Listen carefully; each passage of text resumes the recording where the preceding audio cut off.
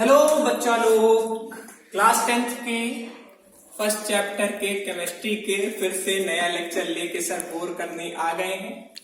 फिर से वही काम, पेन उठाओ, पेन के संग कॉपी उठाओ, मेरा वही पुराना शर्ट देखो, ठीक है। और आज हम लोग जो बात करेंगे ये हमारा एक तरह से थर्ड लेक्चर है इस चैप्टर का। ये थर्ड लेक्चर है। इस थर्ड लेक्चर में हम लोग बात करने वाले हैं रासायनिक समीकरण की, ठीक है। अब आप कहेंगे सर रासायनिक समीकरण क्या होता है? देखिए ध्यान दीजिए, जब भी कोई रासायनिक अभिक्रिया हो तो उसको हम लोग अगर चाहे तो दो तरीके से, जैसे हम मान लेते हैं यहां पे हाइड्रोजन ऑक्सीजन मिलके जल बना रहे हैं, ठीक है। तो अगर हम इस तरीके से लिखेंगे तो पढ़ने में भी हमें दिक्कत होगी और हमको यहाँ पूरा जानकारी भी नहीं मिल पा रहा है। पूरी जानकारी नहीं मिल पा रही, मतलब यहाँ पे हाइड्रोजन किस रूप में है तो गैस रूप में होगा, तो हमको गैस लिखना होगा। ऑक्सीजन किस रूप में है, ये भी गैस रूप में है। जल किस रूप में है तो जल किस रूप में है, ये लिक्विड रूप में है या द्रव रूप में है, ठीक है। तो देखिए रासायनिक समीकरण बच्चा यही होता है कि हम रासायनिक समीकरण के माध्यम से उस चीज को छोटा करके और संक्षिप्त, मतलब यहाँ पे जितनी भी जानकारियां हैं पूरी की पूरी जानकारियां हम इसमें दे देते हैं, ठीक है। तो रासायनिक समीकरण क्या होता है, क्यों लिखा जाता है, इसको पहले पढ़ लेते हैं, ठीक है। तो यहां पे सबसे पहले क्या होता है, किसी रासायनिक अभिक्रिया में भाग लेने वाले पदार्थ, मतलब उसमें जो जो भाग ले रहे हैं उनके प्रतीक तथा सूत्रों द्वारा संक्षिप्त प्रदर्शन रासायनिक समीकरण कहलाता है। मतलब जो भी रासायनिक समीकरण है उनमें जो जो चीजें भाग ले रही हैं, किस रूप में है, क्या क्या चीजें ऊपर से आ रही हैं, सभी चीज को दिखाना जो होता है उसी को हम क्या बोलते हैं, रासायनिक समीकरण। उसी को हम रासायनिक समीकरण कहते हैं, ठीक है। मतलब कोई भी रासायनिक अभिक्रिया को हम किस रूप में लिखेंगे, रासायनिक समीकरण के रूप में, ठीक है। अब इसकी खासियत क्या होती है, रासायनिक अभिक्रिया में प्रयुक्त होने वाले पदार्थ, प्रयुक्त होने वाले पदार्थ मतलब जिन पदार्थों को हमने पहले लिया है, जो पदार्थ हमने पहले लिया है उसे हम क्या बोलेंगे, उसे हम बोलेंगे अभिकारक। आप लोग जानते हैं अभिकारक, जो चीजें रासायनिक अभिक्रिया में शुरुआत में ली जाती है उन्हें हम क्या बोलते हैं, अभिकारक बोलते हैं। और जो चीजें बनती हैं, बनती कहां है आपको याद है, बोलिए बोलिए, बनती कहां है, बनती जो एरो के बाद बनती है उसी को हम क्या बोलेंगे, उत्पाद बोलेंगे। तो यहाँ पे टोटल दो ही तरह की चीजें होंगी, या तो अभिकारक होंगी या उत्पाद होंगी।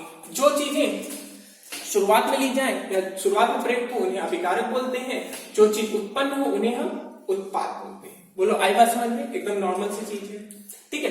अब देखिए रासायनिक अभिक्रिया लिखने के लिए हमको कुछ नॉर्मल चीजों का ज्ञान होना चाहिए। क्या क्या, जैसे मतलब जो भी चीज हम लिख रहे हैं उनका हमें क्या ज्ञात होना चाहिए, अणु सूत्र ज्ञात होना चाहिए हमको। अगर अणु सूत्र नहीं ज्ञात है, अगर उनका मतलब जैसे मान लीजिए हम हाइड्रोजन लिख रहे हैं, अब हाइड्रोजन को हम छोटे रूप में H लिख सकते हैं, ऑक्सीजन को O लिख सकते हैं। तो अगर हमको ये चीज ज्ञात नहीं होगा तो हम रासायनिक समीकरण लिख पाने की अवस्था में नहीं होंगे। साथ में हमको हर तत्व का आयनिक रूप भी पता होना चाहिए, ठीक है। अभी थोड़ा सा आगे चलेंगे तो हम उस चीज को भी बताएंगे। फिलहाल तो ये क्लास 9 में आपको बहुत प्रॉपर्ली ब्रीफली पढ़ाया गया है, और अगर इनकेस आप लोग उस चीज को नहीं पढ़ पा रहे तो हम लोग का कुछ दिन बाद लेक्चर आएगा क्लास 9 का, जिसमें हम लोग यौगिक बनाना सिखाएंगे। मतलब दो तत्व आपस में किस तरह एक दूसरे से संयोग करेंगे। वहां पे 1 2 कई बार आप देखते हैं ना कि जैसे यहाँ पे हमने NaCl लिखा और MgCl2, तो अब आपके मन में एक छोटा सा क्वेश्चन जरूर होना चाहिए कि सर यहाँ पे Cl के संग कुछ नहीं है लेकिन यहाँ पे Cl के संग 2 क्यों है। तो ये क्लास 9 के बहुत मतलब ये पहले यही लेक्चर बनाएंगे क्लास 9 का, तो इस लेक्चर को आप लोग में भी हम फॉरवर्ड कर देंगे, आप लोग भी देख लीजिएगा। तो ये सब चीजें हैं कि यहाँ पे क्यों ऐसा होता है, ठीक है। तो ये क्या था हमारा रासायनिक अभिक्रिया समीकरण लिखने का तरीका। अब देखिए ध्यान दीजिए, हम थोड़ा सा एक एग्जांपल आपको दे रहे हैं, x + y a + b। अब देखिए ये हमारा, हम मान लेते हैं कि हमारा एक तरह का ये जो हमने लिखा है ये हमारा क्या है, रासायनिक समीकरण है। जो चीजें पहले ली गई वो क्या है, अभिकारक है। जो चीज बन रही है वो हमारा क्या है, वो हमारा उत्पाद है।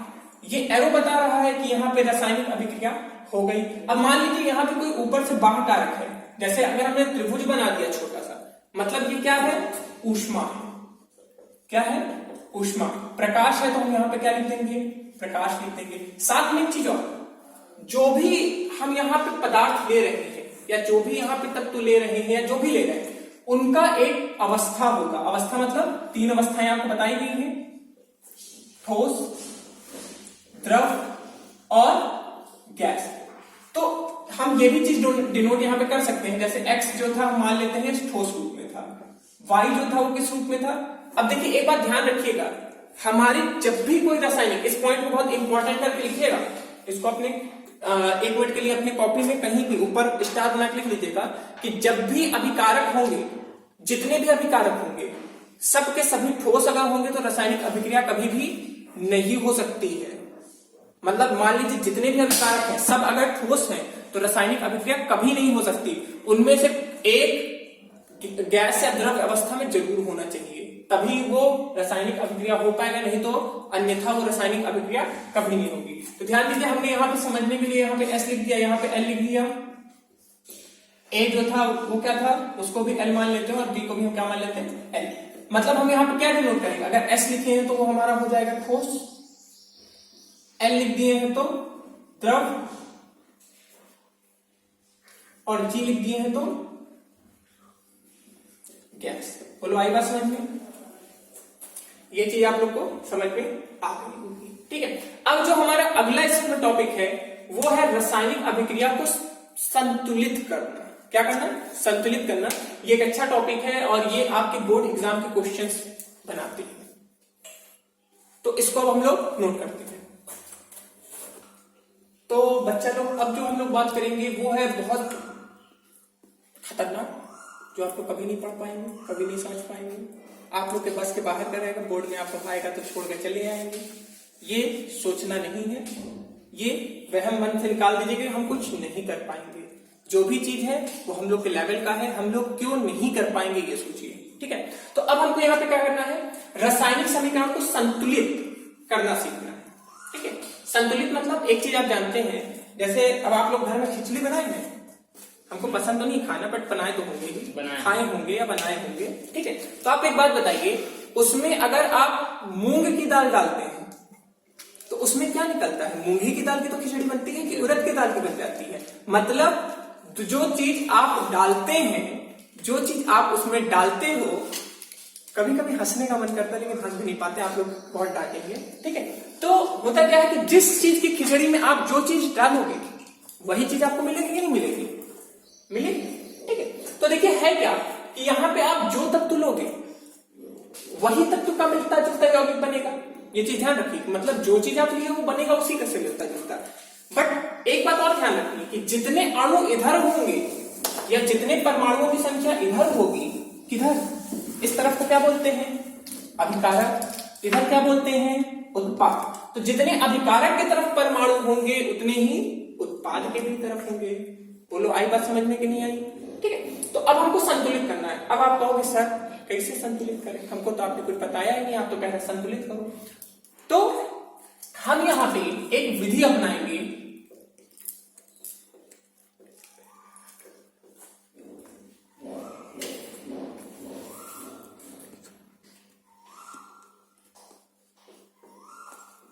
हम यहां पे जो विधि को अपनाने वाले उसको हम बोलेंगे जांच एवं त्रुटि विधि। ठीक है, त्रुटि, अब सही है, त्रुटि विधि। अरे गलती हो जाती है, मारेंगे क्या, बच्चे हैं अब, हम भी थोड़ा डरते हैं आप लोग से। ठीक है, तो जांच एवं त्रुटि विधि की बात करेंगे हम लोग। ठीक है, इसमें है क्या, हम करेंगे कैसे, हमको करना है सबसे पहले 2 लाइन बनाएंगे। तो आप कहेंगे सर इसमें थोड़ी नंबर आप हमको देंगे, हम तो लाइन तुरंत खींच देंगे। हाँ जाहिर सी बात है, इसमें लाइन बनाने पे नहीं होगा। अब लेकिन लाइन बनाने का मकसद क्या है ये समझते हैं। एक तरफ हम दे देते हैं इलाका अभिकारक का, एक तरफ हम दे देते हैं उत्पाद का। अभिकारक उत्पाद मतलब इधर जो भी चीज मेंशन होगी अभिकारक की होगी, इधर जो भी चीज मेंशन होगी या जो भी चीज लिखी जाएगी वो उत्पाद की लिखी जाएगी। और इधर क्या होगा, इधर हम हर तत्वों को अलग अलग करेंगे। ध्यान रखिए, यहाँ पे यौगिक के बारे में भी मेंशन करेंगे, यहाँ पे हम तत्वों के बारे में मेंशन करेंगे। जैसे सोडियम, सबसे पहला तत्व कौन सा है, लाइन खींचते रहिए, सोडियम। उसके बाद अगला तत्व H2O। ध्यान दीजिए हमको क्या लिखना है, हमेशा हमको यौगिक लिखना है ना कि, अरे सॉरी, हमें हमेशा तत्व लिखना है ना कि यौगिक, H और O। अब आप कहेंगे सर तत्वों की कैसे पहचान करेंगे, देखिए ये सब तो क्लास 9 में पढ़ाया गया है, फिर समझिए एक बार फिर बता देते हैं। ध्यान दीजिए जब भी हम कोई तत्व लिखते हैं तो उसको हम हमेशा कैपिटल लेटर से लिखेंगे। किससे लिखेंगे, कैपिटल लेटर से। यहाँ पे H भी कैपिटल है और O भी कैपिटल है, मतलब ये एक अलग तत्व है और एक ये अलग तत्व है। लेकिन अगर अब देखिए हमने एक और एग्जांपल ले लिया NaOH लिया है। अब देखिए ध्यान दीजिए N बड़ा है लेकिन A क्या है, छोटा है, तो जो छोटा है वो एक ही में काउंट होगा। आई बात समझ में, O बड़ा है अलग काउंट होगा और H भी बड़ा है, मतलब कुल मिला के यहाँ पे कितने तत्व मिल गए हमको, 3 तत्व। बोलो बात आई समझ में। अगर कोई छोटा है तो उसको हम काउंट ही नहीं करेंगे। जैसे होता है ना कि घर में हम भी कुछ बोलना चाहते हैं, पापा 2 झापड़ लगाते हैं, कहते बैठो, तो हमारा कोई गिनती नहीं घर में। आपके घर में है, आपके घर में भी नहीं होगा, हमको पता है, छुपाइए मत हमसे बात, हम सब जानते हैं, ठीक है। तो यहाँ पे क्या है, जितने तत्व थे अभिकारक की तरफ हमने लिख दिए। और ध्यान दीजिए उसमें अब उत्पाद की तरफ हमको वो चीज जाके देखने की बिल्कुल भी जरूरत नहीं है, बिल्कुल भी एक पॉइंट जरूरत नहीं है कि उधर वही तत्व है कि नहीं, क्योंकि ध्यान दीजिए जो तत्व आप अभिकारक में लिए हैं वही तत्व आपको उत्पाद में भी मिलेंगे। ऐसा हो ही नहीं सकता कि अभिकारक की तरफ कोई और हो और उत्पाद की तरफ तत्व बदल जाए, ठीक है। तो जितने जो तत्व अभिकारक की दिशा में है वही उत्पाद की भी तरफ होंगे। अच्छा सर हो गया, आगे बताइए। आगे देखिए अब हमको क्या करना है, अब हम काउंट करेंगे पहले अभिकारक की तरफ। अभिकारक की तरफ आ गया, सोडियम के कितने परमाणु हैं, ध्यान दीजिएगा कुछ चीजें यहाँ पे ध्यान देनी है। N के ना आगे कोई है ना पीछे कोई है, मतलब ये अनाथ है। जिसके ना आगे होता है कोई ना पीछे होता है कोई, वो अनाथ होता है, शहंशाह वाला, ठीक। तो हम शहंशाह तो नहीं है, बट यहाँ पे क्या हम लिखते हैं 1, क्योंकि यहाँ पे केवल और केवल इसका कितना परमाणु है, केवल और केवल हमारा एक परमाणु है। अब हम बात करेंगे बच्चा हाइड्रोजन की। अब देखिए यहाँ पे हाइड्रोजन के आगे तो कोई नहीं है लेकिन पीछे 2 हैं, कौन, अरे वही है 2 यार, गलत समझ लेते हैं आप लोग। H2 मतलब इसके कितने परमाणु हो गए, 2 हो गए, ठीक है। और ऑक्सीजन के कितने हैं, ऑक्सीजन के आगे, अब आगे का मतलब ये नहीं होता है, देखिए ध्यान दीजिए जब भी यौगिक की बात करेंगे तो यौगिक में आगे का मतलब ये होता है। अब इसको एक बार समझ लेते हैं, यहां पे 2 है, इसका मतलब क्या होगा, इसका मतलब ये होगा कि H2O के 2 कण, कितने हाइड्रोजन हो गए 4, ऑक्सीजन कितने हो गए 2। बोलो आएगा समझ में, मतलब आगे जो भी होगा वो सब में उतना ही होगा। जैसे मान लीजिए यहाँ पे 3 हो गया तो मतलब हाइड्रोजन कितने हो गए। अब देखिए इसको आप चाहिए 3 बार लिख भी सकते हैं, 3 बार लिखिए और फिर गिनिए, 2 2 2 4 पीछे 6, तो हाइड्रोजन कितने 6, ऑक्सीजन 3। और नहीं तो जो आगे संख्या उसको नीचे वाले से गुणा कर दीजिए तो भी 6। बात आई समझ में, बात तो ही है ना कि 6 हो गए। और ऑक्सीजन कितना है, ऑक्सीजन यहाँ पे 1 है, जहां पे कुछ नहीं होता वहां पे 1 होता है, 1 गुणे 3 3। तो वापस आ गए इसमें, तो हाइड्रोजन कितने हो गए 2, ऑक्सीजन कितने हो गए 1। बोलो आई बात समझ में।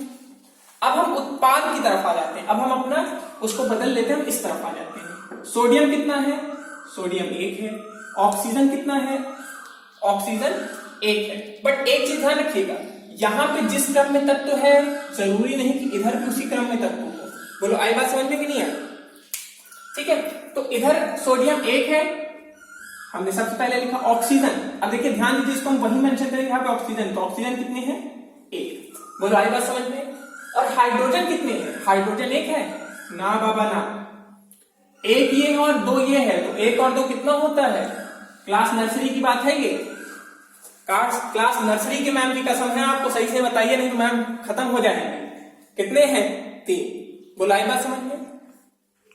अरे मैम मत खत्म करिए भाई, ऐसा ही गलत बात है, ठीक। तो यहां पे एक बात देखिए, ध्यान दीजिए, हम संतुलन कर रहे थे, मतलब जितना इधर है उतना ही उधर, तो ये तो एकदम सही है और ये भी एकदम सही है, मतलब जितना ये है उतना ही ये भी है, इसमें कोई दिक्कत नहीं है। दिक्कत कहां है, दिक्कत यहां है, दिक्कत यहाँ पे है, ये 2 है और ये 3 है। तो अब क्या किया जाए? देखिए संतुलन करने के लिए हमको यहाँ पे हम केवल गुणा कर सकते हैं, हम जोड़ नहीं कर सकते हैं। हम क्या कर सकते हैं? केवल और केवल हम गुणा कर सकते हैं। हम एक चीज करेंगे, हम संख्याओं को ही गुणा करेंगे। देखिए अगर कोई सम संख्या होती, मान लेते हैं यहाँ पे 1 होता और यहाँ पे 2 होता, ये चीज थोड़ा ध्यान से समझिएगा, कैलकुलेशन में आएगा। कैलकुलेशन यहाँ पे 1 है इस तरफ और इधर 2 है, तो क्या करते हैं? यहाँ पे कल 2 से गुणा कर देते हैं और जितने का गुणा करे होते उसके आगे उतनी ही चीज हम क्या कर देते? बढ़ा देते हैं। बोलो आई बात समझ में? लेकिन यहाँ पे एक सम संख्या और एक विषम संख्या है। जैसे एक और एग्जांपल लेते हैं, यहाँ पे 1 और यहाँ पे 4 है, 4 से गुणा कर देते हैं, बात खत्म थी। बट यहाँ पे एक सम संख्या और एक विषम संख्या है, तो अब दो के दोनों को बराबर करने के लिए क्या करना पड़ेगा? जो मैथ्स के स्टूडेंट होंगे वो जानते होंगे कि अगर एक तरफ सम हो और एक तरफ विषम हो, तो सम की तरफ विषम संख्या जो दी गई उससे गुणा कर देते हैं और विषम की तरफ सम संख्या से गुणा कर देंगे। बोलो आई बात समझ में? और इस कंडीशन क्या होगा? ये भी 6 हो जाएगा और ये भी 6 हो जाएगा। बोलो आई बात समझ में कि नहीं आनी चाहिए? नहीं आई तो फिर से समझाते हैं भैया, हमारा काम ही क्या, हमारा उसका काम धंधा थोड़ी है, फिर से समझाएंगे। फिर से समझिए, अगर एक सम संख्या और विषम संख्या है तो हमारे लिए बहुत केस इजी है। एक है, एक मिल गया तो समझ लो आहा हमारा जीवन सफल है। जहां पे एक मिल गया मतलब समझिए हमारा जीवन सफल है, कुछ नहीं करना है, जो भी संख्या उससे गुणा कर दीजिए। अगर यहाँ 3 होता, मान लीजिए यहाँ 1 होता और यहाँ पे 3 होता, तो कैसे इसको बराबर कर देते? 3 से गुणा कर देते हैं और उस यौगिक के आगे मतलब जहां पे ये चीज है उसके आगे उतना हम क्या कर देते? बढ़ा देते। बोलो आई बात समझ में? लेकिन यहां पे क्या है? यहां पे हमारे पास ये दिक्कत है कि इधर 2 है और इधर 3, तो इधर का जो है उधर लिख देंगे और इधर का इधर लिख देंगे। बोलो आई बात समझ में? तो वही चीज हम यहां कर देते हैं, इधर 3 और इधर 2, और 3 और 2 जैसे होगा तो आप भी जानते हैं कि 2 के दोनों इक्वल हो जाएंगे। हो जाएंगे नहीं हो जाएंगे? अब ऊपर वाले जो रासायनिक समीकरण थे उसको हम फिर से नीचे नोट करेंगे। थोड़ा जगह दे दीजिएगा प्लस के बाद, क्योंकि अभी हमको यहाँ पे संख्या लगानी है। बोलो हो गया? अब देखिए यहाँ पे h के पास क्या बढ़ा है? 2 तो पहले से था, 3 बढ़ा है, तो यहाँ पे क्या बढ़ गया? बोलिए 3 बढ़ गया। देखिए जो चीज यहाँ पे, जो संख्या यहाँ पे नहीं आई बच्चा, उसको आप यहाँ पे बढ़ाओगे और यहाँ पे क्या आया है? 2 आया है, तो 2 कहां बढ़ेगा? 2 यहां भी बढ़ेगा और 2 यहां भी बढ़ेगा, क्योंकि हाइड्रोजन इधर भी है और इधर भी है। ध्यान दीजिए नीचे नहीं लटका सकते हैं आप। जैसे यहाँ पे H है तो यहाँ पे नहीं लटकाओगे 2 और यहाँ पे नहीं लटकाओगे 3, वो हमेशा एकदम आगे ही आएगा बाय डिफॉल्ट। फिर से ध्यान दो हमने क्या किया, हमने वही रासायनिक समीकरण को फिर से ऊपर से नीचे उतारा और जो संख्या बढ़ी है, संख्या किसके पास बढ़ी? हाइड्रोजन पास, तो हाइड्रोजन के आगे कितना लगा दिया? 3 लगा दिया। और यहाँ पे किसके पास सामने बढ़ी? वहां भी हाइड्रोजन, समझो हाइड्रोजन इधर भी है और इधर भी है, तो दोनों तरफ 2 और 2, ठीक है। और इसके बाद फिर से हम सारणी बनाएंगे, फिर से सारणी बनाए NaHO अभिकारक, भैया आप लोग लिख दीजिएगा, भाग गए उधर उत्पाद, ठीक। सोडियम कितना है देखते हैं। सोडियम है 1, हाइड्रोजन कितना है? 3 आगे है, 2 इधर है, 3 गुणैया 3 का गुणा 2 से 6। ऑक्सीजन कितना है? 3। इधर गिनते हैं, सोडियम कितना है? देखिए आगे 2 है तो 2। ऑक्सीजन कितना है? 2, 2 गुणे 1 2, ऑक्सीजन के लिखें यहां पे, ठीक है। और हाइड्रोजन कितना है? हाइड्रोजन 2 दुनैया 4 और 4 और 2 6। मतलब बच्चा यहां पे क्या है? हाइड्रोजन ने हाइड्रोजन के बराबरी कर ली, ये सही हो गया। लेकिन देखिए ऊपर क्या था नीचे क्या था, थोड़ा अगर आप ध्यान से देखिए तो यहाँ पे सोडियम और ऑक्सीजन आपस में बराबर थे, लेकिन यहाँ पे गड़बड़ हो गया। सोडियम भी बराबर नहीं रहा और ऑक्सीजन भी बराबर नहीं रहा, तो अब क्या करें? बराबर करिए। एक चीज ध्यान रखिएगा कि एक बार में केवल एक ही तत्व को बराबर करिएगा। आप एक संग 2 तत्व को अगर बराबर करने लगेंगे तो दिक्कत हो जाएगी, तो एक बार में केवल एक तत्व को। तो ये पहला हो गया स्टेप, ये दूसरा स्टेप हो गया। अब हम तीसरे स्टेप में चलते हैं। दूसरे स्टेप में पहले हम देखिए इसको या तो बराबर करें, या इसको करें, तो हमारे हिसाब से 1 को 2 बनाना आसान है एज कॉम्पेयर टू 3 और 2 को एक दूसरे बराबर करना। तो हमने यहाँ पे क्या किया, 2 से गुणा कर दिया, और जैसे ही 2 से गुणा करें तो फिर से हम तत्वों का सूत्र लिखेंगे। अब देखिए एक बात और ध्यान रखिएगा कि यहां पे अब कौन सा सूत्र लिखेंगे, ये वाला कि ये वाला, हम इसी सूत्र को आगे बढ़ाएंगे।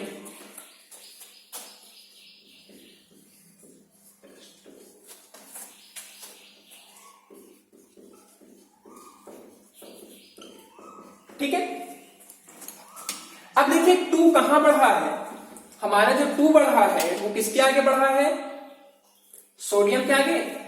तो हमने सोडियम के आगे क्या लगा दिया, 2 लगा दिया। बोलो आई बात समझ में, लगा दे कि ना लगाए।